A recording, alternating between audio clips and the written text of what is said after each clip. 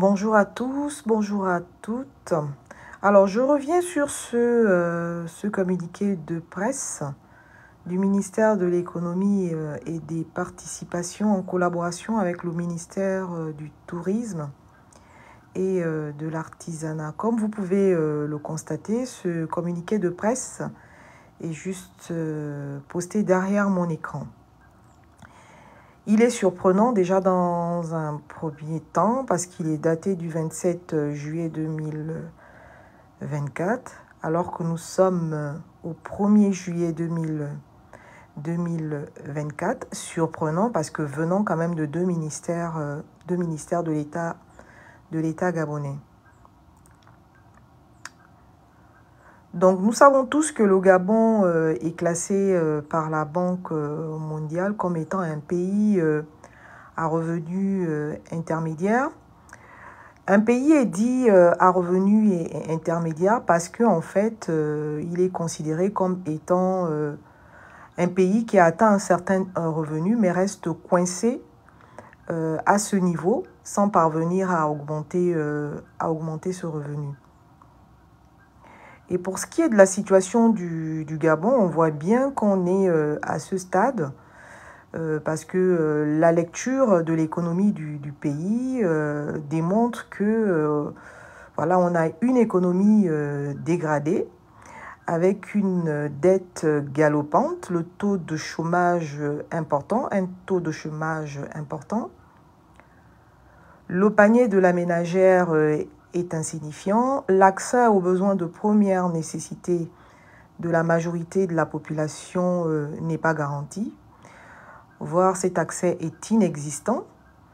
Donc je pense aux personnes qui vivent, aux Gabonais qui vivent dans les quartiers défavorisés. Donc ces personnes-là n'ont pas accès à l'eau, à l'électricité, aux soins, au logement. Ce n'est pas exagéré que de dire ça. Ces personnes vivent vraiment dans des conditions défavorisées.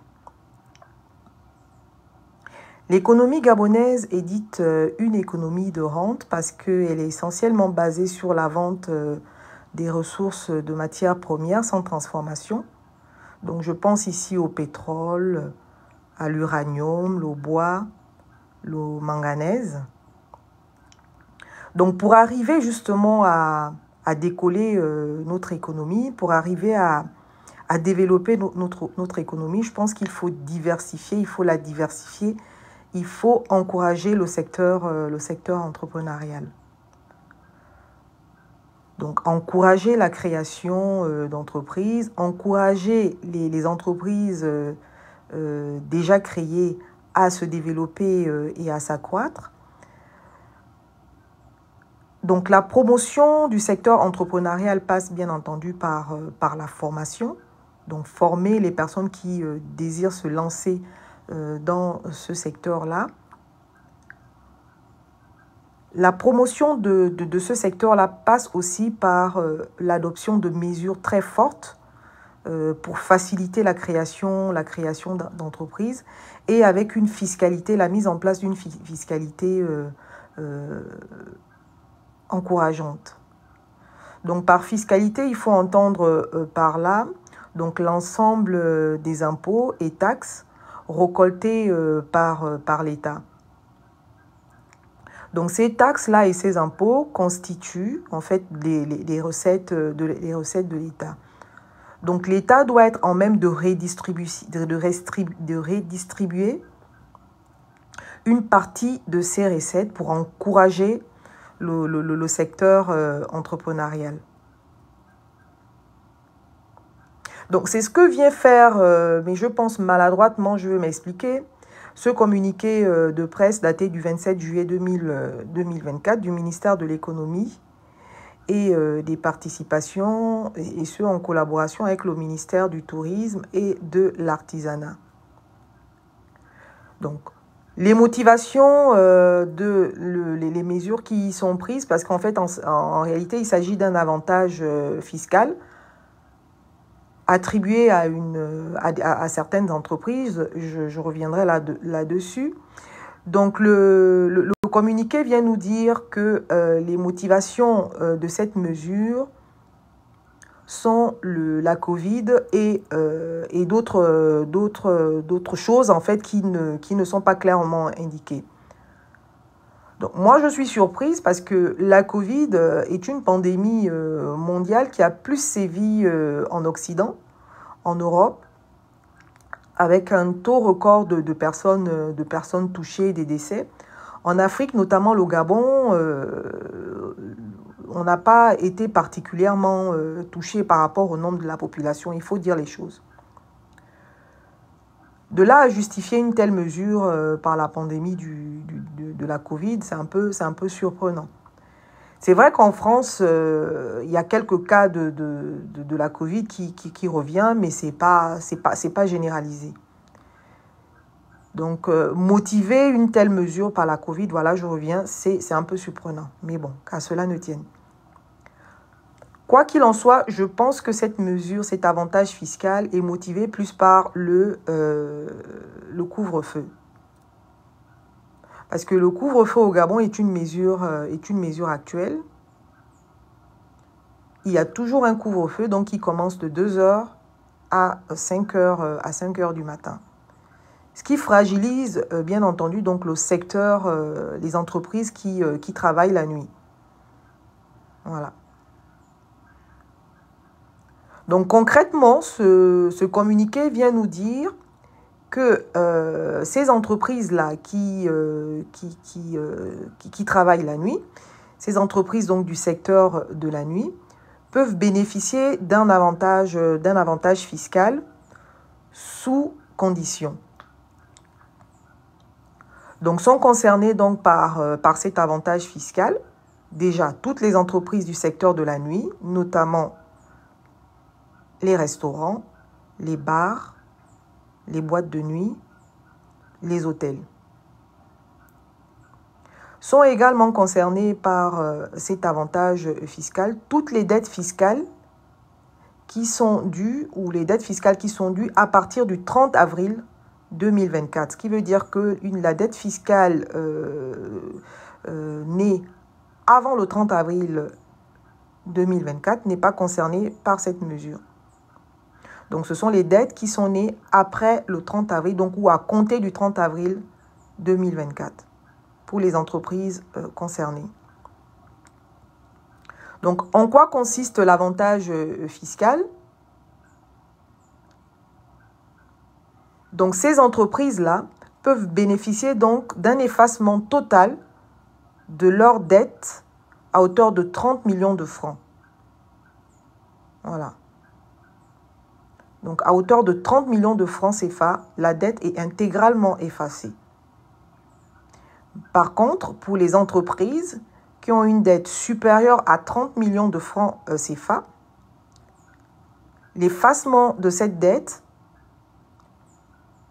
est apprécié en fait sous condition de déposer un dossier à la direction générale.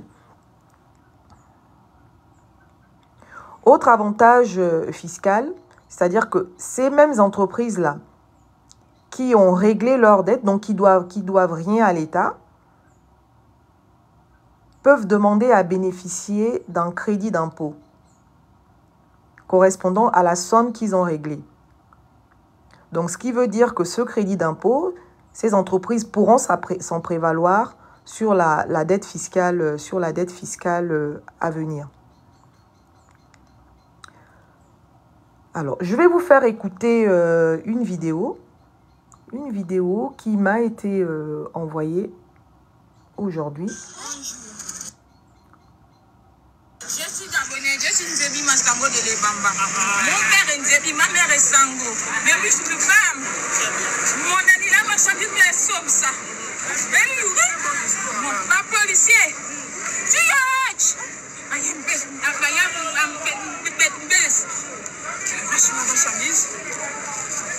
il nous amène au commissariat pour aller délivrer les choses.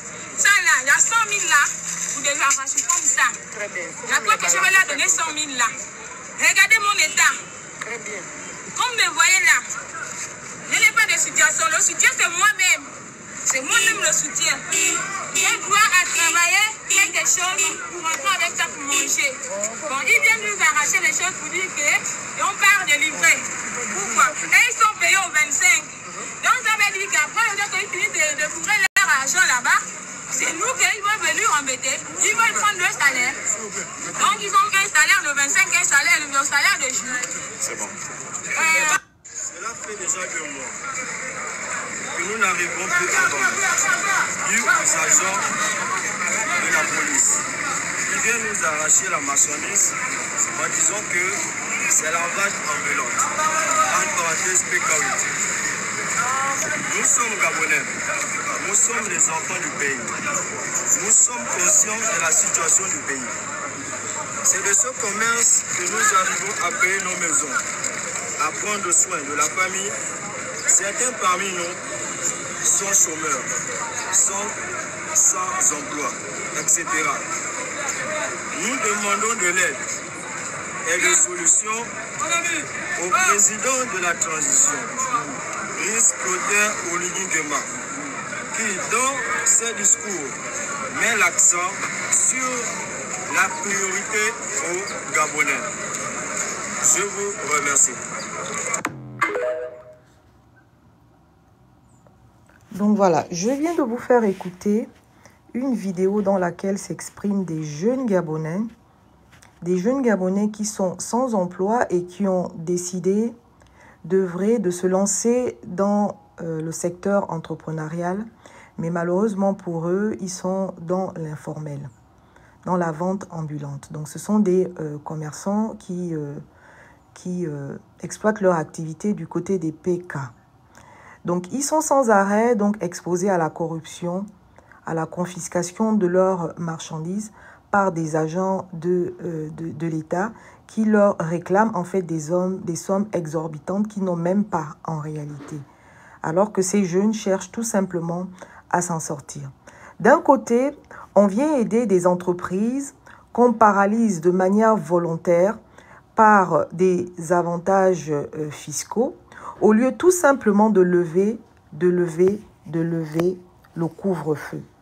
Parce que en levant le couvre-feu qui est de 2 heures du matin à 5 heures du matin, cela permettra tout simplement à ces entreprises-là du secteur de la nuit de travailler sereinement et tranquillement sans qu'il ne soit besoin pour l'État de leur faire cet avantage fiscal-là, qui fait un manque à gagner pour l'État, dans les caisses de l'État, un manque à gagner qui aurait pu permettre de venir en aide à ces jeunes entrepreneurs qui ne demandent que de l'aide, qui ne demandent que du soutien. Donc ceci n'est pas normal. Oui, on peut aider les entreprises en leur octroyant des avantages fiscaux. Mais pourquoi est-ce que le ministère de l'économie et des participations, en collaboration avec le ministère du tourisme et de l'artisanat, en arrive là? Pourquoi? Est-ce qu'il n'est pas plus simple de lever le couvre-feu et de permettre à ces entreprises-là de travailler simplement? Vous voyez? Et cet argent-là, qu'on leur redistribue sous forme d'avantages fiscal, pourra permettre d'aider ces jeunes-là qui demandent à être aidés. Donc la mesure pourrait être la suivante, c'est-à-dire qu'on recense tous les jeunes Gabonais qui sont dans le secteur informel. On enregistre ces jeunes-là, ce qui fait qu'à partir de leur enregistrement, ces entreprises-là seront désormais formelles. Donc, ils ne vont plus travailler dans l'illégalité. Après un enregistrement, donc après le recensement, l'enregistrement, une petite enveloppe pour les soutenir financièrement. C'est de ça dont il s'agit. Donc, moi, je suis scandalisée parce que d'un côté, on veut faire comprendre qu'on vient en aide aux entreprises, alors que cette fragilité manifestée par les entreprises du secteur de la nuit est causée par une mesure du CTRI, à savoir le couvre-feu. Donc la solution est de lever le couvre-feu et de venir en aide aux entreprises qui en ont réellement besoin, c'est-à-dire les jeunes entrepreneurs. Donc, voici ce que je voulais vous dire. Mais avant de terminer, je voudrais dire un petit mot sur le référendum. Je voudrais dire un petit mot sur le référendum. Alors, voilà. Donc, il est prévu que après la validation donc, de la constituante des propositions qui ont été faites au dialogue national inclusif, ces propositions-là seront soumises au référendum du peuple gabonais. Donc, deux résultats possibles. Si le oui l'emporte, la constitution sera modifiée. Et si le non l'emporte, dans son intégralité, par rapport à ces propositions-là, il n'y aura pas de modification de la Constitution. J'ai appris que si le non l'emporte, le président du CTRI va imposer ces mesures-là, je ne sais comment. Entre-temps, au 30 août 2023, le CTRI, lorsqu'ils ont fait leur coup d'État, ils avaient pris comme objectif de restaurer la dignité et la souveraineté du peuple gabonais. Or, l'article, je vais rappeler cet article-là, l'article 3 du titre premier qui est titré de la République et de la souveraineté, donc de la Constitution de 91, article qui a été repris par la charte de la transition. Il est indiqué ceci: la souveraineté nationale appartient au peuple, qu'il exerce directement par le référendum ou par l'élection, selon le principe de la démocratie pluraliste, et indirectement par les institutions constitutionnelles. Donc, c'est par le référendum que le peuple gabonais exprime sa souveraineté. Contourner le non du peuple gabonais exprimé par référendum reviendrait tout simplement à remettre en cause sa souveraineté. Et donc, ce serait une trahison même du CTRI par rapport aux objectifs que lui-même s'est assigné. Donc, ceci ne sera pas normal si on en arrive là. La dictature de ce comité-là sera tout simplement confirmée. Donc, vraiment, faisons attention, soyons vigilants, observons, regardons et analysons. Ne perdons pas nos esprits critiques sur ce qui est en train de se faire au pays. Le pays nous appartient tous. Voilà. Le pays nous appartient tous. Donc, voici les observations que je voulais apporter sur ce communiqué de presse. Donc, si vous avez des questions, n'hésitez pas. Je vais quand même vérifier.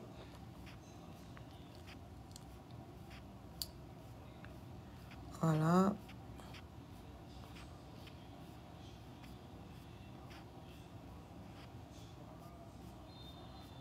Voilà. Écoutez, je vous remercie de votre écoute et à bientôt.